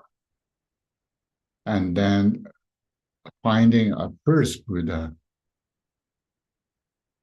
treating sentient beings as countless sentient beings. But there's one first Buddha become a Buddha. And so that's why the Kundu Sangpo is the first Buddha. And if Gajupas treat Dorjin Chang as the Dharmakaya, and Nyingmaba treat as Kundu Sangpo as Dharmakaya, then talking about the same Buddha, but different attributes. Yeah. Is it related to the? Maybe David, one more. David? Yeah, just the first two lines, Yes. they seem difficult to translate. Yeah. And you mentioned that there's this like a disjunctive particle Yes. in the middle. So would that be, if it were in more ordinary language, would it be something like Nazo Yena Mm-hmm. Ranshin Nini Hang Mm-hmm. Chashin Yena Nisukte Dang De? Would that be the Yena be the disjunctive particle implied? Is that sort of what you mean? Yin and yang. Yin and yang. Yes. So then it would be in English in English it would be it is varied, however, its nature is non-dual, and it is specific, however, it is free from complexity. But we need to treat the jiang yang as a cannot treat as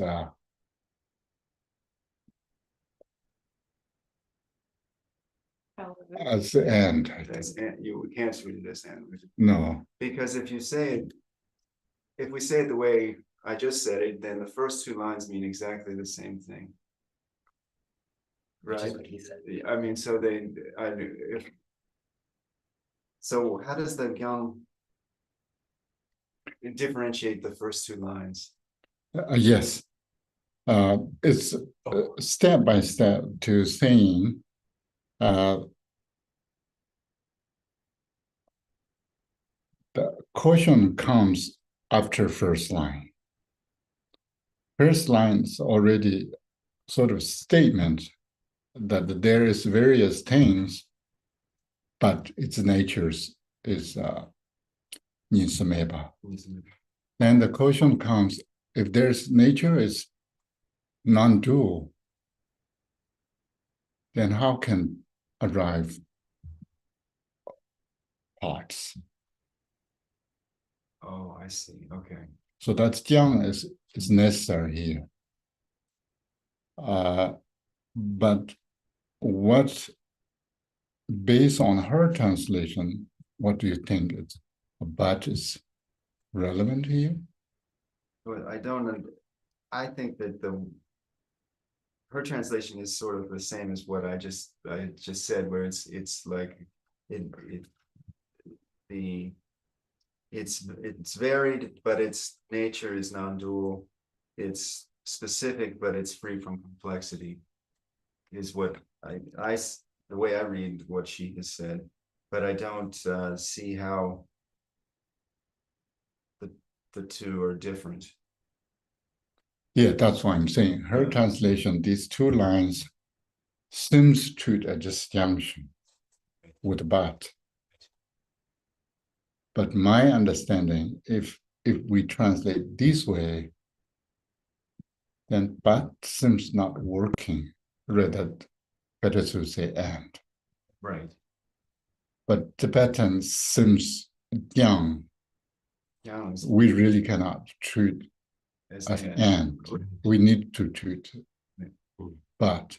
So that's why if we put more disjunctive particles, and then sort of the last one is further explanation, and then it makes more sense. Okay. So the second line, chashi ni tu, this two is very important.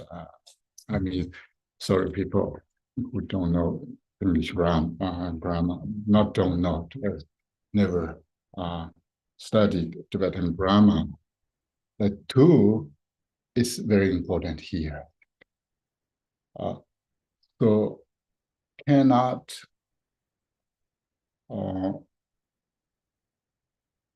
free from inner complexity.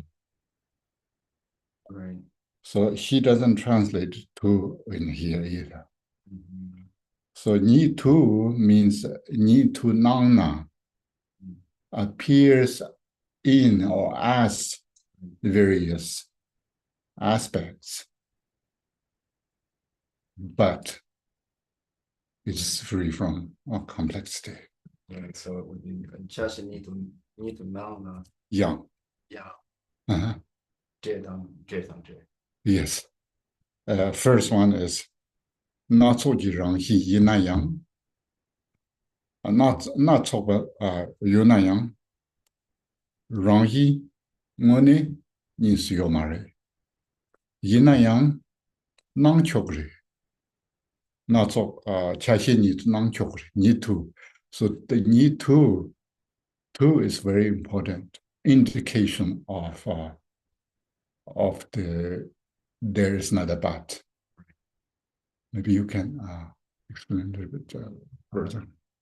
So I think you did a good job of explaining it. Actually, it just means that Maybe two part, maybe. the pu means this is the I'm trying to think. Latin. Latin locative. Yes. So it's the locative case, meaning it's it implies that it appears to be specific, which is what Khenpo was saying. So it's this seventh case in Tibetan. It implies that there's a chashe nitu nawa. No, yes, Nawa yina. yes, So it implies that while it appears to be specific, it's free from complexity, is what the implied meaning of that line is. So it's yeah, Val is really good there. yeah, and I think that's the and that's why it's a further explanation of the first line rather than it being effectively the exact same meaning of the first line. And that's what that last syllable gyang, which she translates as but here, and I think but is literally correct, but it's Although maybe. yeah, although or more so or something like that. And so it's the first is it's while it appears to be varied, while it is varied, its nature is non-dual, and more so, while it appears to be specific, it is free from complexity. I think is if you were to very literally pull it out, that's the way I would translate it. Yes, so far no one really, maybe I say too early, this Ladun, the Ladun means the meaning of La in the Tibetan. La means could be locative, could be just showing the objects or the purpose. So La has a lot of meaning, but English also can translate as in, on, to, for many ways. So none of English so far here, he didn't do that, but he just missed part. This is important because we cannot, in the Tibetan, we cannot say that it is sort of the particle, no, it is free from complexity in the particle parts. Yeah, we cannot say that. The complexity free inner. Yeah, it doesn't work. It's a tough one to translate. Yeah, the two is means to peer as or peer into. So this non-dual nature can appear as parts. It means seems to can appear as a parts, as or into or to. It can appear as. Yeah. It can appear as specific. Yes. Which I think is the right way to it can appear as specific, but it is free from complexity, is what I think that's the Ladun. Yes. Appears as. Exactly. Yeah. So that's important. We cannot say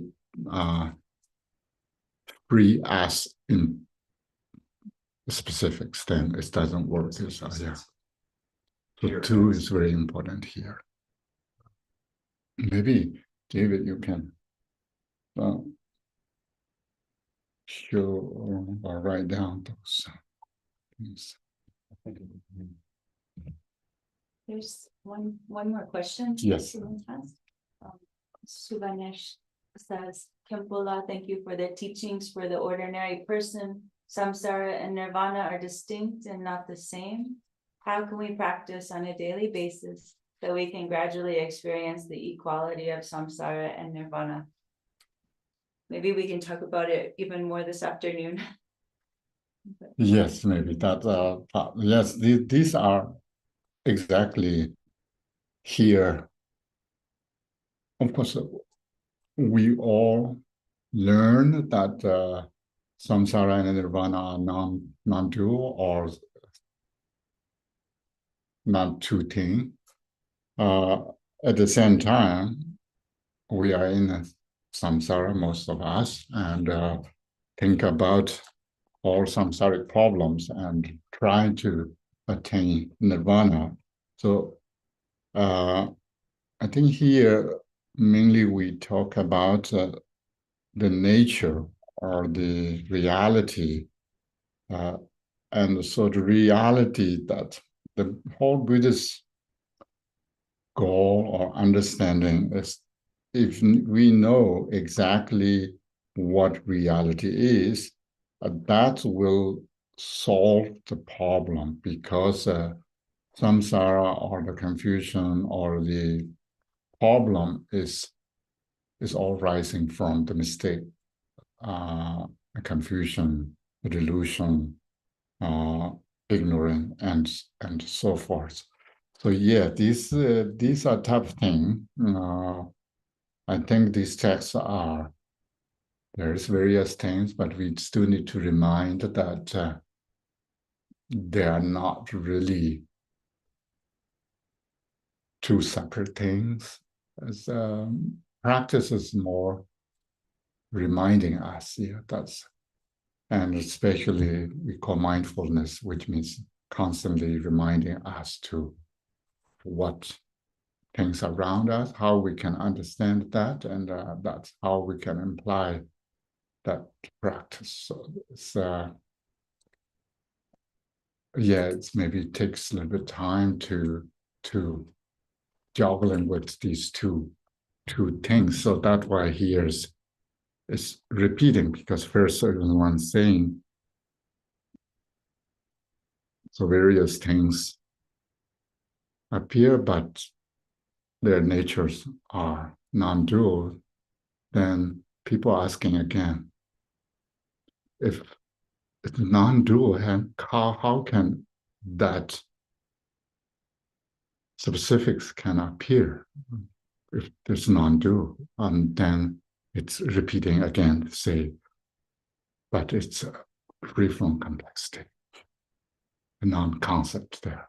Which, if we don't put concept, then and maybe these complex states are subside.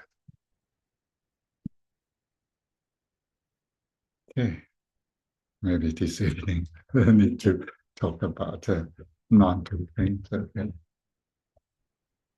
Yeah, please. Thank you so much for the questions and clarification. Tomorrow we will finish, of course. But meanwhile, if you want to read commentary as well, but sometimes it doesn't help that much. So we really wanted to nail down these lines. You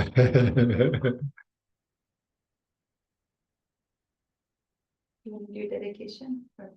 Yeah, yes. Maybe Sonali? Yes, that's good.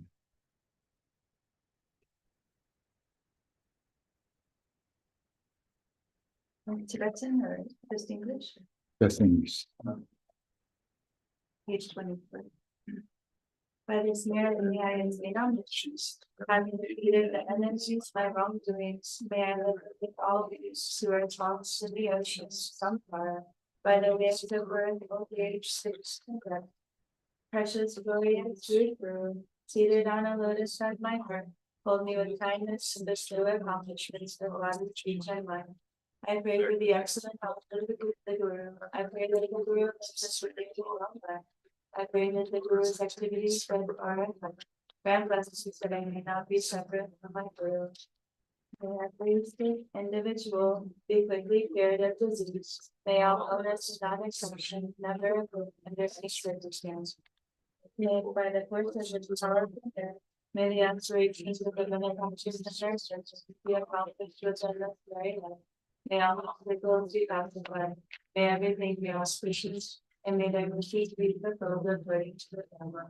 Through this virtue, may all sentient beings in the three realms, and all the diseases you want in the order, and them who taking birth in evil spirits, and it's in the house of fire birth.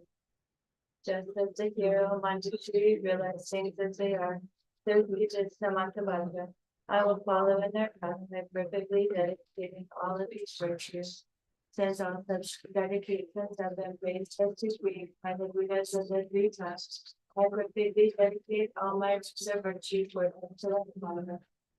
By the blessings of the Buddha who attained the three guidance, by the blessings of the truth of the unchanging Dharma, and by the blessings of the undivided Sangha order, may my aspirations be fulfilled according to this dedication.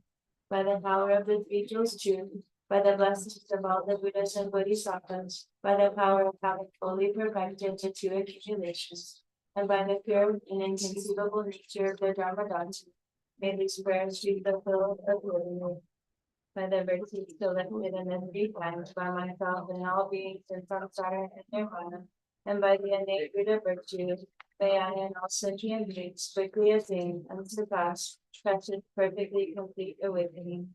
May the stray place itself enjoy happiness and peace at dusk and at dawn. May midday peace be delightful and comfortable. May the auspicious of the three jewels be ever present. Pleasant peace and happiness throughout day and night. Can we keep a long life for breaking through?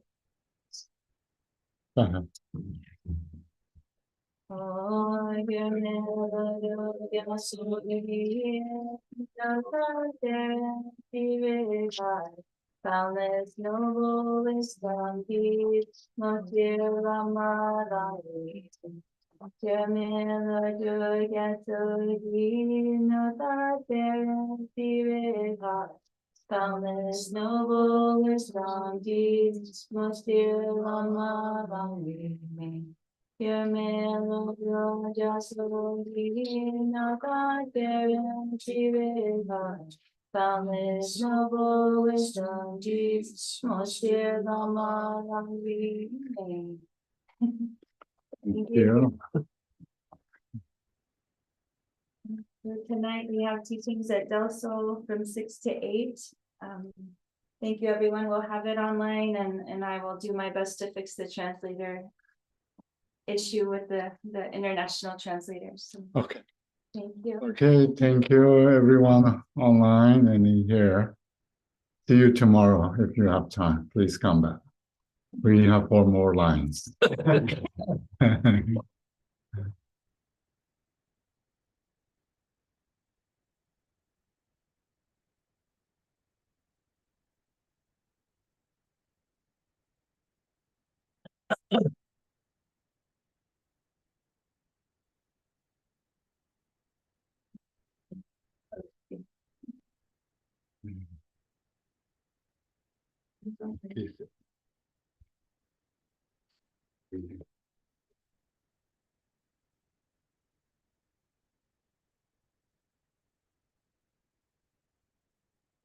You need to return to them? No, Rinpoche, I'll be here till through tomorrow.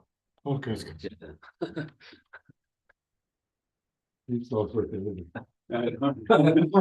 Too many days. What's your name? Daniel. Daniel. Nice to meet you. Very close. Yeah. Hi. Hi. How are you doing? Hi. Thank you for coming. Oh, thank you for the teaching. Yes. I used to teach linguistics, so I was particularly interested in your article.